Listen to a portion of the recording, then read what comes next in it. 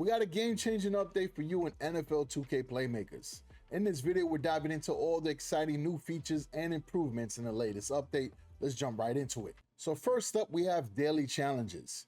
Complete these to earn valuable rewards, and if you tackle all the challenges each day, you get a grand reward.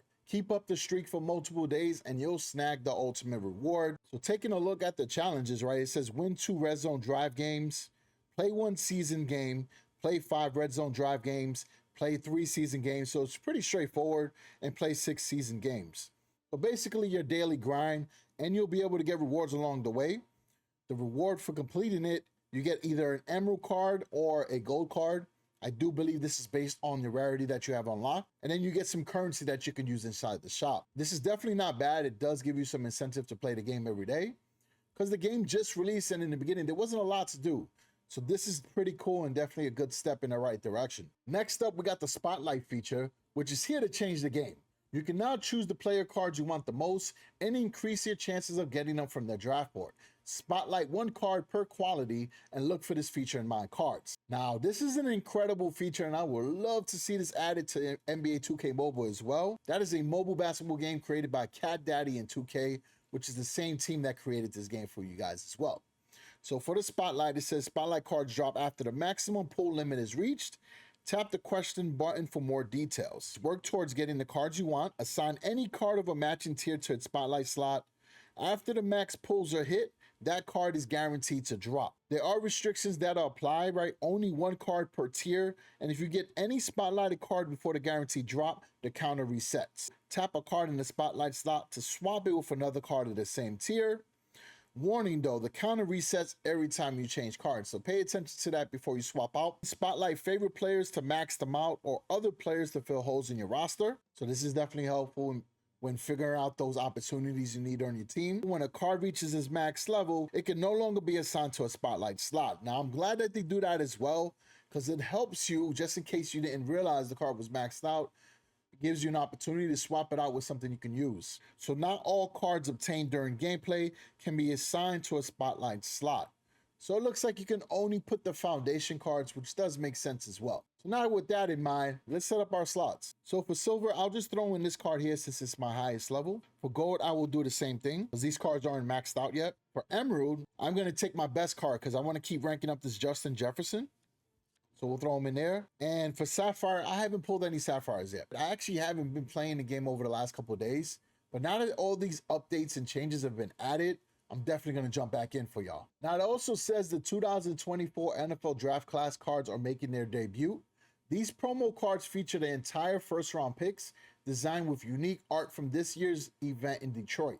Collect these cards to enhance your lineup. Now, looking at the catalog, it doesn't appear that these cards in the game. I believe they will be added at a later point, and it sounds like this might be the first theme inside the game, aside from the Myles Garrett, the Christian McCaffrey, and the CeeDee Lamb. Another cool addition is the cross-platform login with Discord. You can sync your profile data across devices using the Discord account.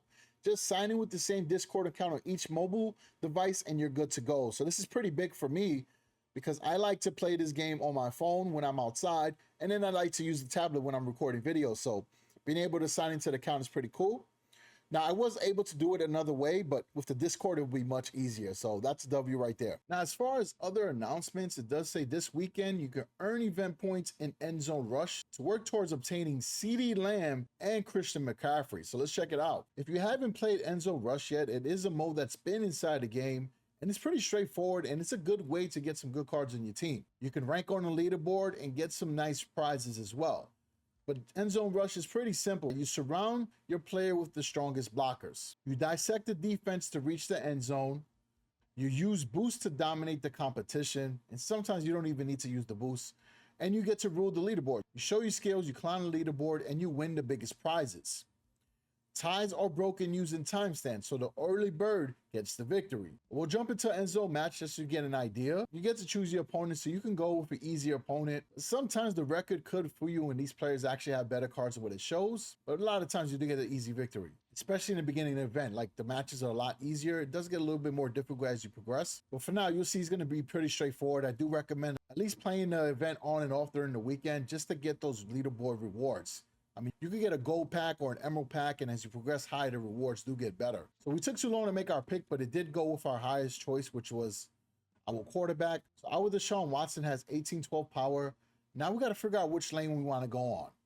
Some of the cards are not revealed, so you can go with the easiest one, but bear in mind that the other card could be very powerful. Now we have to choose our top blockers. Once you use a blocker, they will lose some of their power after getting hit by whoever they're trying to stop. So bear that in mind when you're picking your team. So if you do have some really strong cards, they will hold you down in the beginning of the event for sure.